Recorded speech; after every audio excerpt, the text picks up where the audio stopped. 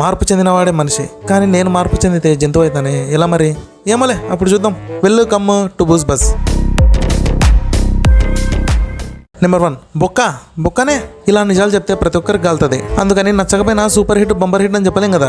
అరే అది family star లాగా లేదు, బొక్కలో స్టార్ లాగా ఉందంటే ఎవరు వినలే. ఇప్పుడు ఏమైంది, ఓవరాల్ గా ఫ్లాప్ అయింది, సినిమాకి బొక్క పడింది అని ఆడియన్స్ అయితే గట్టిగా వేసుకుంటున్నారు. అదేనండి, ఫ్యామిలీ స్టార్ డిస్ట్రిబ్యూటర్స్ కి లాస్ వచ్చిందంట. సో దిల్ రాజు కొండన్న ఇద్దరు కలిసి డబ్బులు వెనక్కి ఇచ్చేద్దాం అనుకుంటున్నారు. నాకు తెలిసి ఇలా జరగడం కొండన్నకి సెకండ్ టైం అనుకుంటా.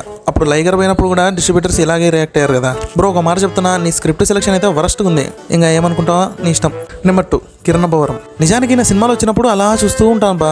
ఎలా అంటే ఎక్కువ ఫీల్ అవ్వము, ఎక్కువ రియాక్ట్ అవ్వము, ఎక్కువ కనెక్ట్ అవ్వము, ఈ విధంగా ఉంటాయి అనమాట. జస్ట్ టైం పాస్ కోసం అలా చూస్తున్నట్టు ఉంటుంది. మరి నా సినిమాల్ని తిట్లతో చంపేంత ఘోరంగా అయితే ఉండవు. కానీ రీసెంట్ గా అన్నయ్య చెప్పాడు తెలుసా, తన సినిమాని తనే చూడలేక ఇంటర్వెల్ గా బయటకు వచ్చేసి ఏంద్రా నాయనా ఇంత హారిబుల్ గా ఉంది అన్నాడంట. ఇప్పుడు బ్రో నువ్వు యాక్టర్ కాదు, రియల్ హీరో అనిపించుకున్నావు. ఎందుకంటే ఎవరన్నా బయట చెప్పుకుంటారా నా సినిమా నేనే చూడలేకపోయానని.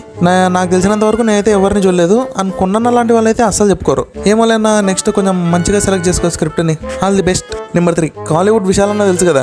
ఎందుకో బా అన్న ఒక్కొక్కసారి వింత వింతగా ప్రవర్తిస్తుంటాడు. లైక్ ఏదో విధంగా పబ్లిక్ అటెన్షన్ గ్రాప్ చేయాలన్నట్టు అనిపిస్తుంది. అండ్ నిన్ననో మొన్ననో అన్న అయితే ఓటు వేయడానికి సైకిల్లో వెళ్ళాడు. పాపం క్రౌడ్ ఏమన్నా ఉందంటే అది లేదు, రోడ్లంతా ఖాళీనే. నిజానికి ఇలా తలపతి విజయ్ ఒకసారి సైకిల్ దొక్కుంటూ వెళ్ళాడు ఓటు వేయడానికి. ఇంకా తలపతికి ఉన్న క్రేజ్ గురించి తెలిసిందే కదా.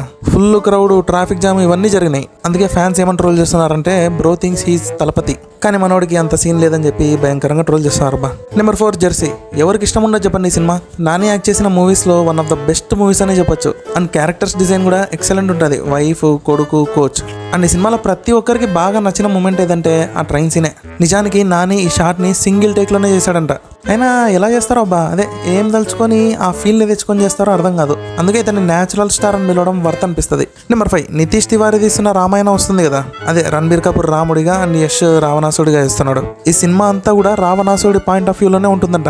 ఫర్ ఎగ్జాంపుల్ అవెంజర్స్ తీసుకోండి. ఆ సినిమాలో థానోస్ చేసేది తప్పు. అదే సగానికి సగం పాపులేషన్ ని లేపేస్తాడు కదా, అలా చేయడం తప్పు. కానీ థానోస్ పాయింట్ ఆఫ్ వ్యూలో ఆలోచిస్తే అది ఒక రకంగా కరెక్టే అనిపిస్తుంది. సో ఈ విధంగానే ఈ సినిమా ఉంటుందంట. అంటే నాకు తెలిసి రావణాసుడి రీజన్స్ ని ఈ సినిమాలో క్లియర్ గా చూపిస్తారేమో. చూద్దాం ఎలా తీస్తారో. జస్ట్ ఈ చిన్న స్టేట్మెంట్ తో నాకైతే ఎక్స్పెక్టేషన్స్ పెరిగిపోయినాయి అబ్బా. అసలు ముందు ఇంట్రెస్ట్ లేదు ఈ సినిమా మీద, ఇప్పుడు చూడాలనిపిస్తుంది. అంతేనండి ఈరోజు బూజు బజ్జు.